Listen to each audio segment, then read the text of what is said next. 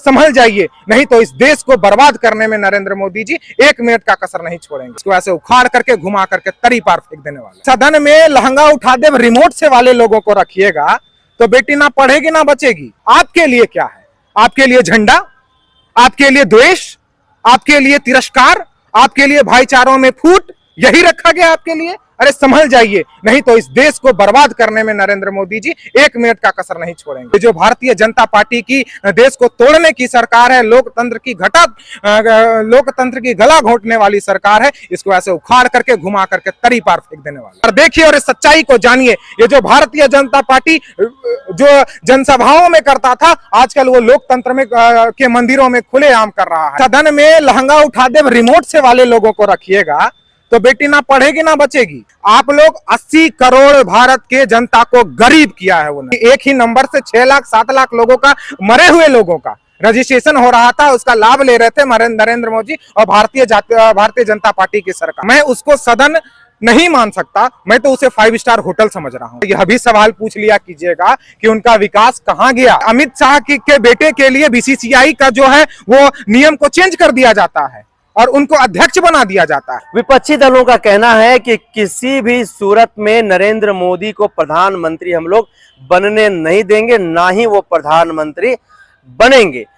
प्रधानमंत्री नरेंद्र मोदी के जो समर्थक हैं, भाजपा के जो समर्थक हैं, वो नरेंद्र मोदी की आलोचना को सुनना नहीं चाहते। क्षितिज, आप लोग कह रहे हैं कि नरेंद्र मोदी प्रधानमंत्री नहीं बनेंगे, वही देश की जो गोदी मीडिया जिसको नाम दिया गया है, वह गोदी मीडिया कह रहा है, वह अखबार कह रहा है कि प्रधानमंत्री तो नरेंद्र मोदी बनेंगे। देखिए, देश के बहुत सारे लोग आजकल मीडिया देखना बंद कर रहे हैं। हमारे ये सौभाग्य है कि कुछ मीडिया बचे हुए हैं, जैसे आप लोग, जो कि हमें भी मौका दे रहे हैं। आज के लिए आपको मैं बहुत बहुत धन्यवाद करता हूँ। रही बात गोदी मीडिया की, तो गोदी का मीडिया ये बताता है कि बाहर का जो पैसा है वो भी, मतलब कि वो जो है वो बढ़ा है और देश का पैसा गिरने में क्या क्या फायदा होता है, वैसे मीडिया भी देश में है जो कि ये बता रहे हैं। देश के लोग यह भी बताते हैं, मीडिया यह भी बता रहे हैं कि पाकिस्तान का टमाटर कितना महंगा है और हमारा देश का टमाटर कितना महंगा है, इसको तुलना करके वो लोग महंगाई को बता रहे हैं। तो यह है गोदी मीडिया, जिसको कि गठबंधन ने हमारे देश के जनता के लिए और लोकतंत्र को बचाए रखने के लिए उसको हटा दिया है। और उनके कोई भी भड़काऊ डिबेट चैनल में हमारे प्रतिनिधि हैं, जो हमारे प्रवक्ताएं हैं, वो नहीं जाएंगे और उनका विरोध करेंगे। कुछ लोग कहते हैं अरे हम क्यों जाएंगे, हम नहीं करना चाहते हिंदू और मुस्लिम। आपको सिर्फ वही सवाल पूछना है जो भारतीय जनता पार्टी को अच्छा लगे। आपने मनोज तिवारी से G20 पे तमाम सवाल पूछे। आपने यह पूछा कि ट्रंप आएंगे तो उसको चाय कैसे पिलाएंगे। आपने उनसे यह पूछा कि ट्रंप आएंगे तो उनका गाड़ी कहां लगेगा। लेकिन आपने यह बिल्कुल नहीं पूछा मनोज तिवारी से कि वह लोग जिनका घर को ढक दिया गया है, जिनको काम करने के लिए बाहर नहीं दिया जा रहा है, उनसे वोट मांगने के लिए आप कैसे जाएंगे। आप ये कभी सवाल नहीं कर सकते हैं उन लोगों में। मनोज तिवारी को तो मैं चर्चा का विषय नहीं समझता हूं। वह लोग जो कि लहंगा उठा दे रिमोट से वाले लोग हैं, क्योंकि उनका इज्जत करता हूं, क्योंकि लोगों द्वारा चुना गया वो एक प्रतिनिधि है, इसलिए इज्जत करता हूं, वरना हम तो उनको चर्चा का विषय नहीं समझते हैं। और उनसे ये सवाल पूछा जाता है, बुलेट में बैठा करके घुमा करके तमाम दिल्ली में ये दोस्ती हम नहीं तोड़ेंगे ऐसा गाना गाया जाता है, लेकिन उनसे ये सवाल नहीं पूछा जाता है। मैं मैडम से निवेदन करूंगा कि जरा सा यह भी सवाल पूछ लिया कीजिएगा कि उनका विकास कहां गया। नरेंद्र मोदी के पास वो जाते रहते हैं, नरेंद्र मोदी से पूछ लीजिएगा, पूछेंगे और आपको बताएंगे कि उनका और मणिपुर का क्या हुआ। मणिपुर में G20 क्यों नहीं करवाया गया, वहीं करवा देते।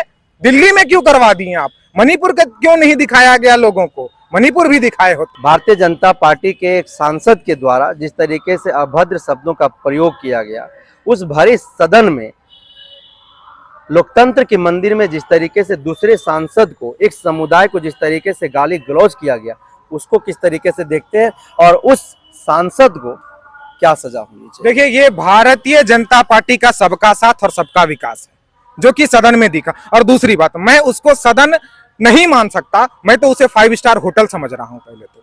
क्योंकि सदन में जहां लोकतंत्र का जो मंदिर है, वहां पे जाकर के ऐसी बातों को कहना, और ऐसे विधायकों को तो वहां से भगा देना चाहिए था, ऐसे सांसदों को वहां से भगा देना चाहिए था। लेकिन ऐसा करने वाले नरेंद्र मोदी जी या फिर भारतीय जनता पार्टी नहीं है, क्योंकि ये उनकी पार्टी की विचारधाराएं हैं। राहुल गांधी जी कुछ कहते हैं, सदन से उनको सदन सदस्यता रद्द हो जाती है। राघव चड्ढा जी का सदस्यता रद्द हो जाता है, संजय जी का सदस्यता रद्द हो जाता है, लेकिन उनका सदस्यता रद्द नहीं होता है, उन पे सो कोस नोटिस को जारी किया जाता है। अरे क्यों ऐसा? अरे क्या मजबूरी है? उनको क्यों नहीं तत्काल हटाया गया? क्यों ऐसे वो खड़े होकर के सदन में लोकतंत्र की मंदिर में लोकतंत्र का धज्जियां उड़ाएंगे? राहुल गांधी बहुत पहले कहते थे कि ये लोग लोकतंत्र का धज्जियां उड़ा देंगे, लोकतंत्र को खत्म कर देंगे, तो लोग हंसता था। अरे आज उसी जनता को कहता हूं मैं, देखिए और इस सच्चाई को जानिए। ये जो भारतीय जनता पार्टी जो जनसभाओं में करता था, आजकल वो लोकतंत्र में के मंदिरों में खुलेआम कर रहा है। तो ये उनकी विचारधारा है। इससे मैं मेरे को कुछ अलग नहीं लगा। ये तो उनकी विचारधारा है जो निकल कर आया है, लेकिन अलग यह लगा कि हमारा जो लोकतंत्र का मंदिर है, जहां पर बैठे हुए जो हमारे सभापीठ थे, उनको क्यों नहीं, उनकी क्या मजबूरी है, वो क्यों किसी पार्टी के दबाव में आ रहे हैं, क्यों नहीं उसको निष्कासित किया गया? देश के जो प्रधानमंत्री हैं वो देखिए गरीबों को राशन फ्री में दे रहे हैं, आप इतना सारा आरोप लगा रहे हैं। गरीबों को 5 केजी अनाज दे करके तेल का दाम 200 कर दे रहे हैं। एक तरफ से गरीब को एक कटोरी खाना ले रहे हैं, उसके पूरे खाने से दाल सब्जी छीन ले रहे हैं। और आपने तो राशन के बारे में पूछा हमसे, आपने तो इसके भी सुने ना, आयुष्मान भारत के बारे में सुना ना, कि एक ही नंबर से 6 लाख 7 लाख लोगों का, मरे हुए लोगों का रजिस्ट्रेशन हो रहा था, उसका लाभ ले रहे थे नरेंद्र मोदी और भारतीय जनता पार्टी की सरकार।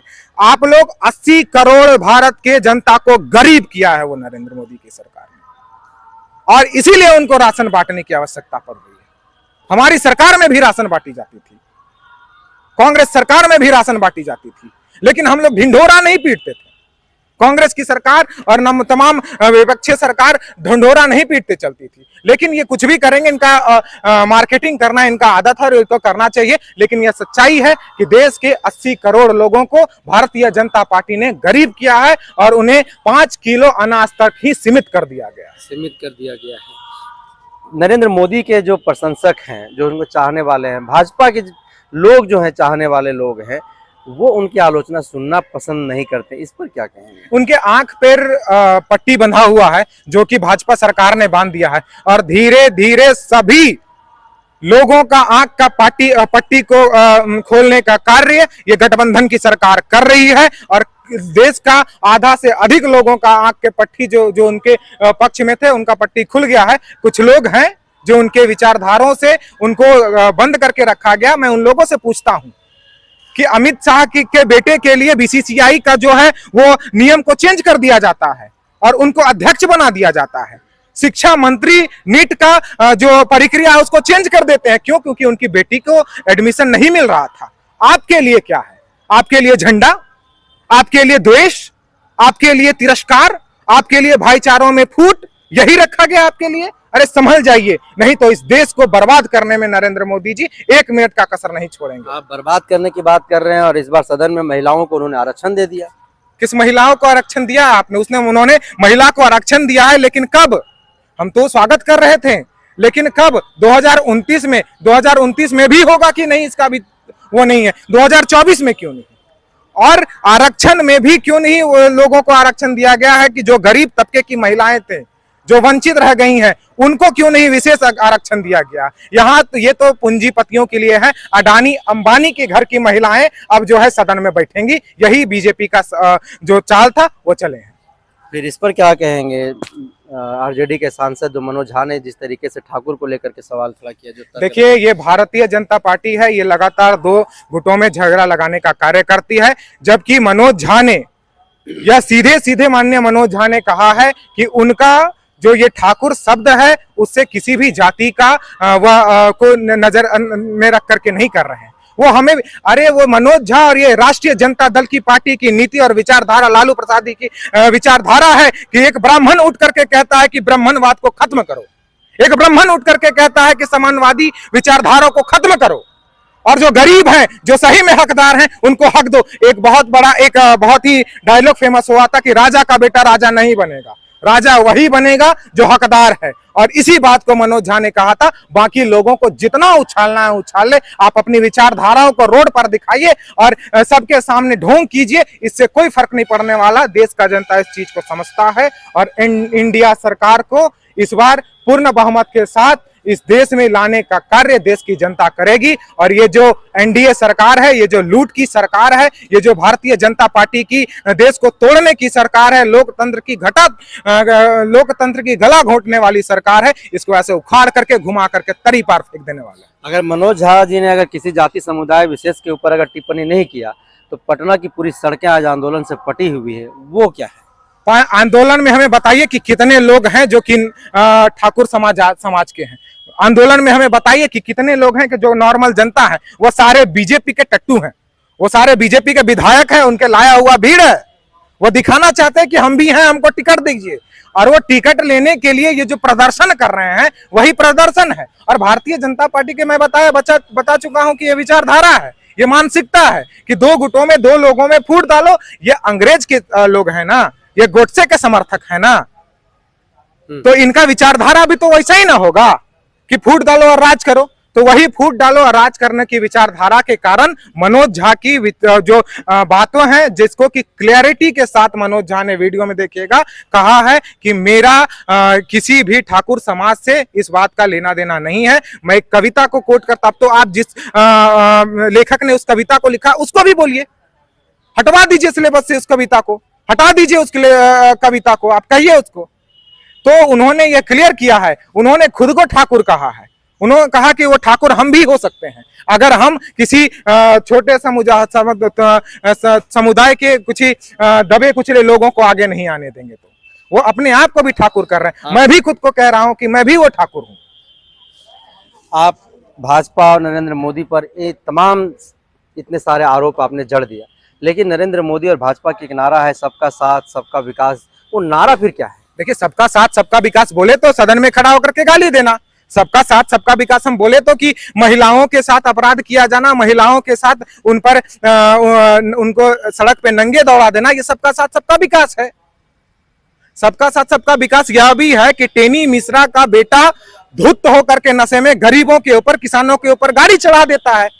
यह है सबका साथ सबका विकास। और उस पर कोई कार्रवाई नहीं होती है अभी तक, उसको जेल नहीं भेजा जाता है। क्या तो कार्रवाई किया जाएगा? अरे कब किया जाएगा?